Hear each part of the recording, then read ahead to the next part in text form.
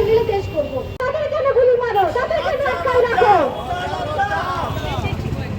মানে তারা জনগণকে মেরে ফেলতে পারবে, তারা হচ্ছে সাংবাদিকদের মেরে ফেলতে পারবে, কিন্তু তারা ধর্ষকের বিচার করতে পারবে না। আর একটা বড় কথা কি জানেন, এই যে 72-এর সংবিধান, এই যে 72 থেকে এখনো পর্যন্ত যতগুলো খুন গুম ধর্ষণ হয়েছে সেগুলো কিন্তু 72-এর সংবিধান দিয়ে কিন্তু বৈধতা দিয়েছে শেখ হাসিনা সরকার। যতক্ষণ না পর্যন্ত 72-এর সংবিধান সংস্কার হচ্ছে ততক্ষণ পর্যন্ত এই যে গুম খুন ধর্ষণ হতেই থাকবে।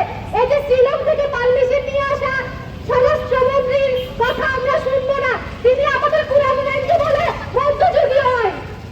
এটা কোন ধরনের কথা হয়? কুরআন আইন কিভাবে মধ্যযুগীয় আইন হয়? আপনি এটা বলতে পারেন গণতন্ত্রের যখন এই দেশে গণতন্ত্র প্রতিষ্ঠা হয়েছে আপনি এটাকে রেসপেক্ট করতে পারেন, আপনি কোন আইনকে আপনি ডিসরেসপেক্ট করতে পারেন না। মানে আমাদের জান তাদের জন্য জান মনে হয় না। তাই আমি এটাই বলবো যে শেখ হাসিনা শুধু বলেছে রাজাকার শব্দটার জন্য শেখ হাসিনার পতন হয়েছে। আপনারা যদি ধর্ষণের বিচার না করেন, গদি ছেড়ে যান ভাই, আমরা সবাই আছি, আমরা সবাই একসাথে মিলে দেশ